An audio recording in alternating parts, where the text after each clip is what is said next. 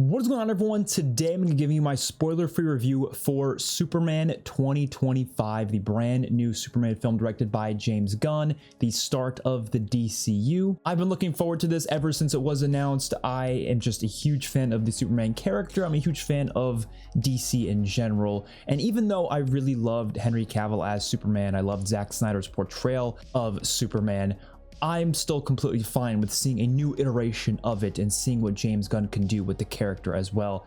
And let's get right to the review. We're going to go through the positives, the negatives, and then I'm going to give it a rating out of 10. So starting off with the positives, I love the tone and the feel of this movie, especially because of how different it is from Man of Steel. I'm not going to mention Man of Steel too much in this video, but I just want to say right off the bat, I do love that it is a very different film. I love Man of Steel. Might even like it more than this one, but I did not want to see the exact same type of film done again. And I knew that was going to be the case from the trailers. Clearly they were going in a more campy, cartoonish direction with the character, and I want to see that out of this DCU. I think the DCU should have a lot of different types of films. I definitely think there are movies here that they should be grounded, that should be more serious. But Superman, I do think, works really well when he is treated as this character who almost feels like he's in a very cartoony world where there are serious things happening, there are real life things happening, and I mean, this movie has lots of that. But at the end of the day, he has that hopeful spirit that almost feels not real. You know what I mean? Like, it almost feels too good to be true, just the way he is, the way he treats people, the way he tries to save everyone. And you know, obviously, Zack Snyder's portrayal really focused on the fact that Superman is not going to be saving everyone. There's going to be lots of death, and some of the death might even be caused by him. Like, it shows a lot of that. But this movie is very different, where Superman is someone who you're going to look at as this just hopeful figure that just, like I said, it feels too good to be true. I think that is a good portrayal of Superman, something that should be in this DC universe. And like I said, I want to see a lot of other things as well in this universe, but it really helps to have the start of it be this great, hopeful portrayal of Superman. But of course, it doesn't mean Superman is perfect in this universe, because there are a lot of dilemmas he has to go through in this movie, mainly in terms of how society perceives him. There is a lot of interesting conversations revolving around that, where people are talking about whether or not they should trust him, whether or not he should be taking matters into his own hands to stop wars, what his motives are. Obviously, people don't know him. They don't know what his plans could be, why he might be on Earth, why is he trying to help. Like, if he stops a war, are people going to see that as, oh, it's a good thing that he just saved a bunch of people? Or are they going to be thinking, well, what if he starts a war down the line, because he has the power to do that?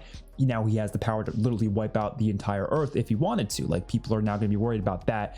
That's exactly what the plot of Batman v Superman was, but I like that this movie brings that up within the first film. It makes sense that people would be having those conversations right away, and I do like that the movie shows that. And although we don't get to see too much of Superman's backstory in this movie, I do like the little bits and pieces that they give you in this movie with Jor-El. They were really good. There's one thing in particular with that storyline that was definitely very strange to see, but I actually really loved what they did with it. Can't really talk about that without spoiling it, so I'm not going to mention here, but it was pretty brilliant, actually. When it comes to the action scenes, I really did enjoy how they were shot in this movie. Some people might not like that part of it, because it was very similar to The Flash, which I know a lot of people did not like The Flash, but this movie did have a very similar style. I believe it's because the cinematographer Henry Bram returned from The Flash to be on the Superman film, and so that's why a lot of it does look kind of similar. It has like that fisheye view a lot of the time, where you're like kind of like almost like a circle. It looks like there's like a circle around the people you're watching, and like the camera kind of moves around them in a way,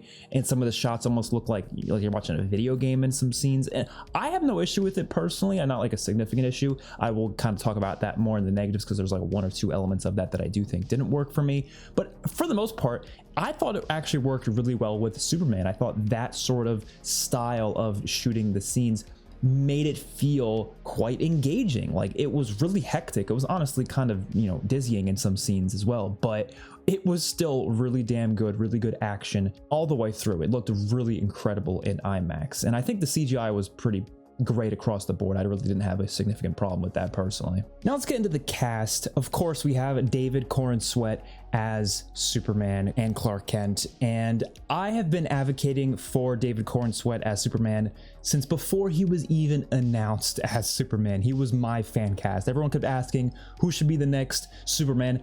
I've been saying his name ever since I watched Pearl. He was actually in that movie and he was great in it, and I was like, this dude kind of looks like Henry Cavill a bit, so I just thought maybe he'd be a good Superman because of that.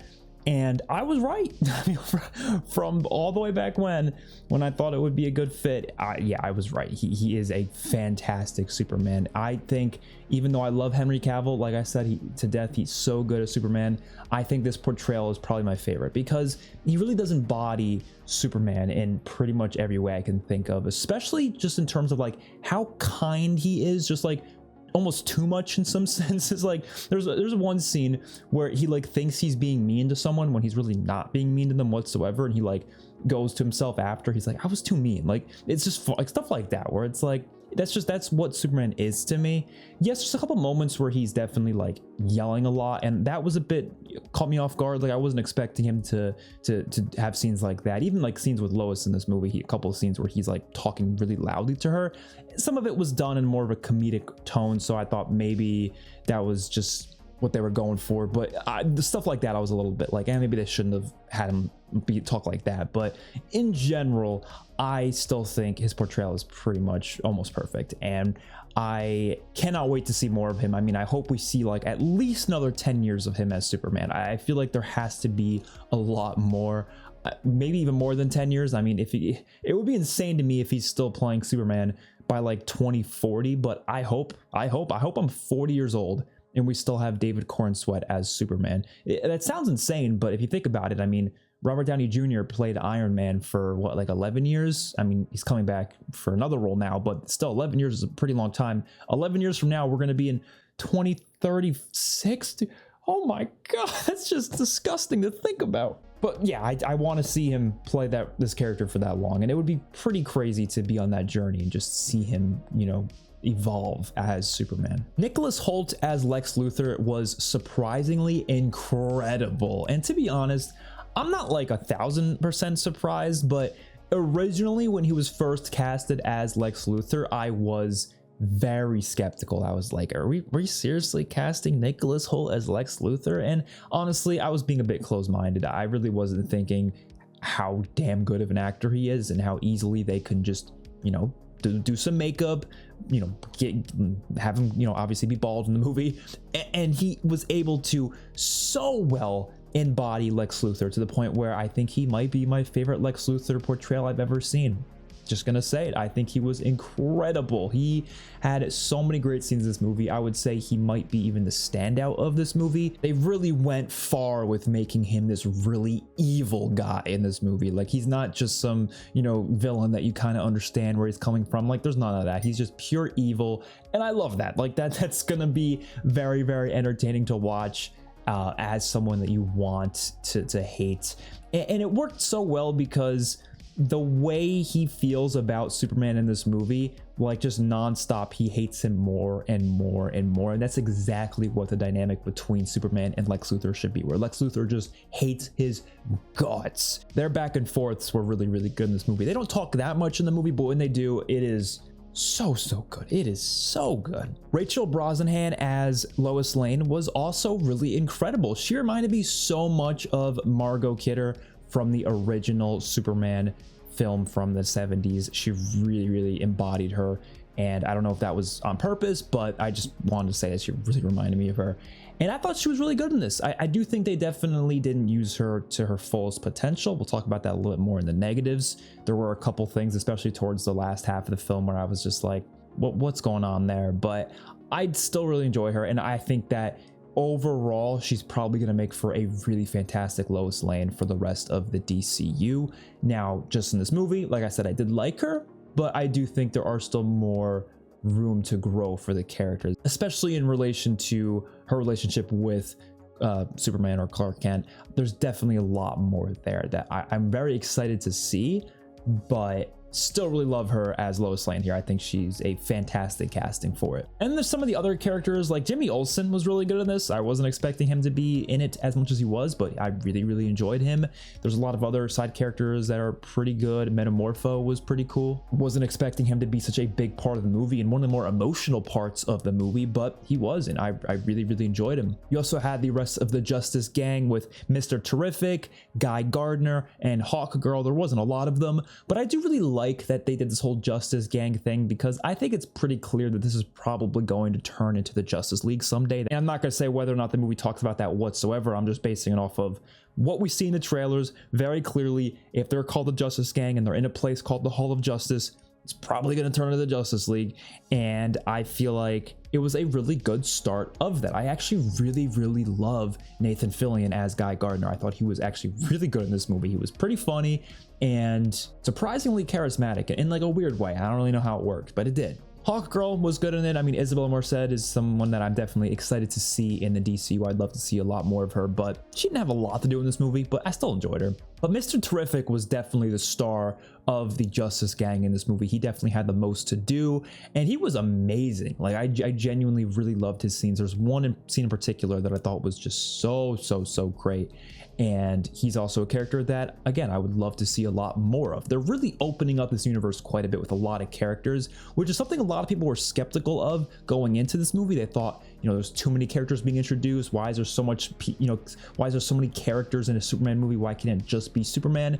Honestly, for a universe like this, I'm totally fine with it, because you got to have these characters somewhere, and I don't think each of these characters should have their own solo projects. As much as I love Mr. Terrific, as much as I love Hawk Girl, I don't think they should have their own projects. They work better as characters supporting another character like Superman in the film, and I think this works perfectly for that. There's also the Engineer, which is basically Lex Luthor's sidekick in this movie, and she was pretty cool. Like, her abilities were insanely awesome and very dangerous as well. I mean, she might be one of the most powerful characters in the movie, actually, which was really cool to see. I also do love how much Superman gets beat up in this movie. Like, maybe this could be a negative for some people, but you know, as much as he is Superman, he's supposed to be very powerful. I think that was always one of the things about Superman that I didn't like as much as some of the other superheroes like Batman or Spider-Man, is that he was so powerful that I just felt like he's never going to get beat up. He's never going to go through problems that I want to see characters go through. And obviously that's not the case for a lot of his interpretations,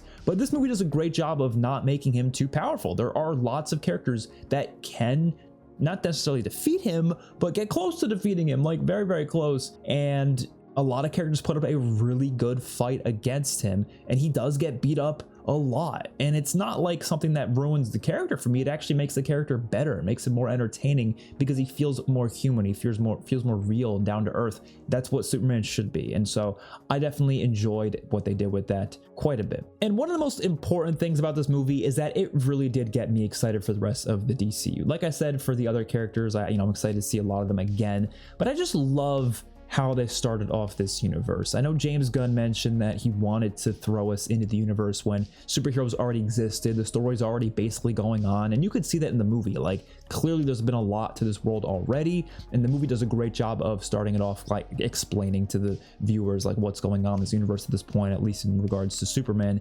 And I thought that was brilliant, and I just can't wait to see more of it. If it has, more movies with this tone, or even more movies that are just in any sort of relation to any of the characters in this, I'm excited for that. But I hope we see a lot of things that are very different.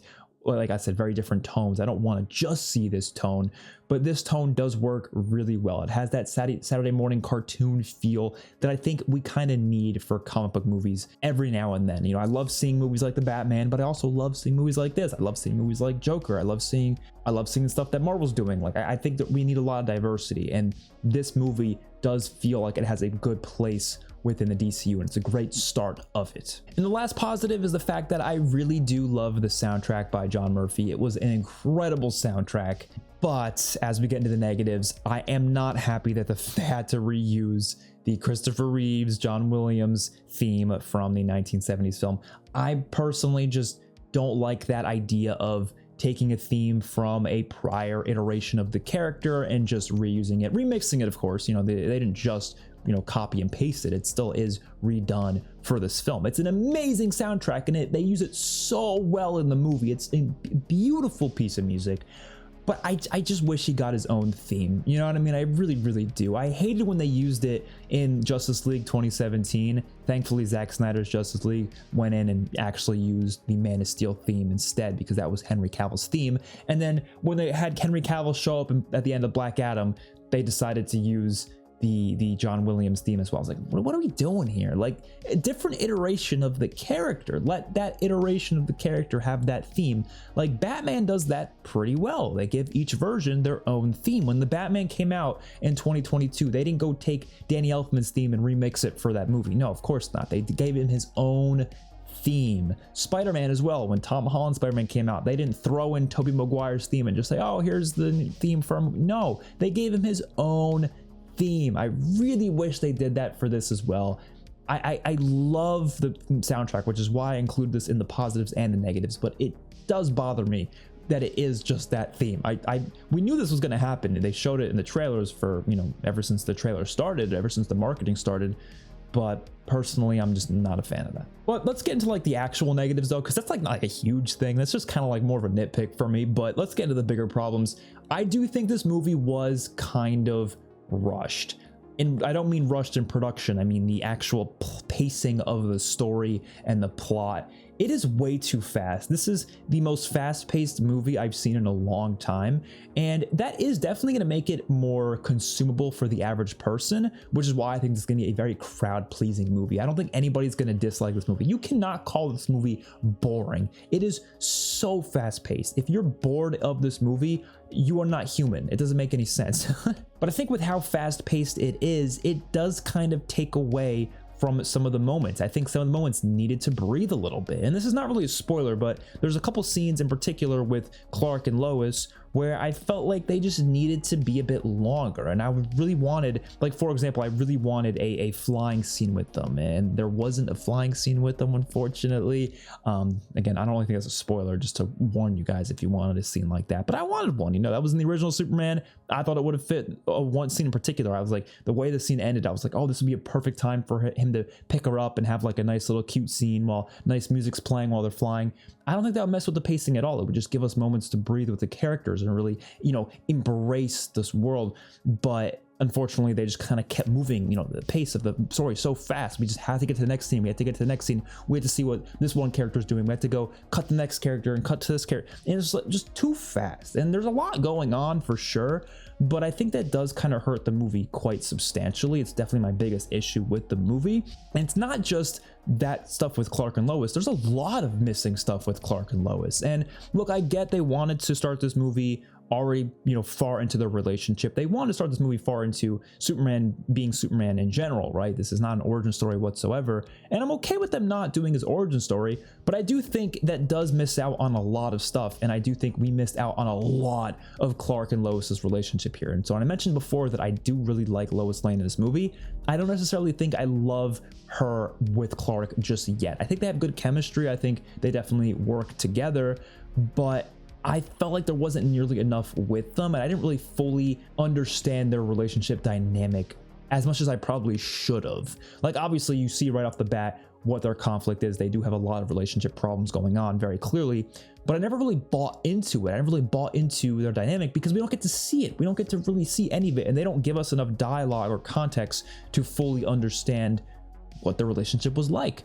And like I said, I just wanted more of that. I wanted to see even just more scenes with them together. And there's this whole section in the second half of the film where she's kind of on her own, doing her own thing with the other people at the Daily Planet, and she has like nothing to do with the main plot line going on at all. She's just kind of, again, off on her own, and she doesn't really play a role in anything going on. Like, it's weird, they keep cutting back with her, but none of the scenes make any, like, they're not important at all. Like, if you actually watch those scenes, none of it means anything at the end of the movie.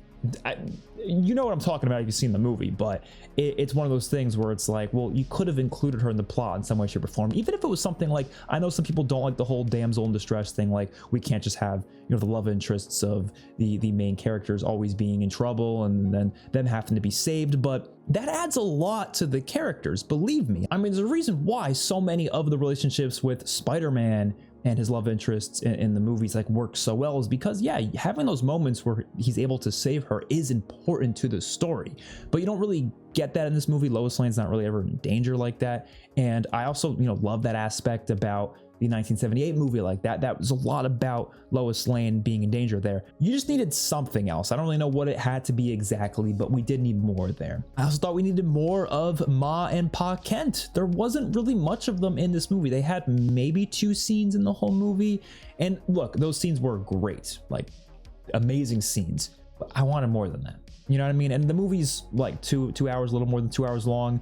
So I know it was already pretty hard to add that much more. But hell, I would have taken a 3-hour cut of this film. I would have been just fine with that. I get it. They really want to get butts in the seats. They want to, make everyone enjoy this movie. And if there's too many slower dialogue heavy scenes, it's going to turn off a lot of people. I get it. But I don't think every movie needs to be this fast paced. I think we need to have some movies that just slow things down. And I think this movie would have benefited so heavily from slowing the hell down. Even just Clark as Clark Kent, like not as Superman, like in his glasses and stuff. I think he's like 1 scene where he's doing that. I'm not even kidding, which is not the end of the world. It's not, but just wanted to point that out. I feel like we could have used more of that as well. There's a lot of stuff that I just felt like we needed more of. And guess what? There's going to be many sequels for sure. I'm sure we're going to see, at least 2 more of these, and he's going to probably be in the Justice League movie, whenever they end up doing that. And there's going to be a lot more, right? So I'm sure we'll get a lot more, but I just feel like I wanted to see it here, so it's worth mentioning at least. I mean, in a lot of ways, this felt like I was watching a sequel. Like you probably know what I mean, even just from one of the earlier scenes. Like there's a really early scene in this movie with Clark and Lois just talking in her apartment.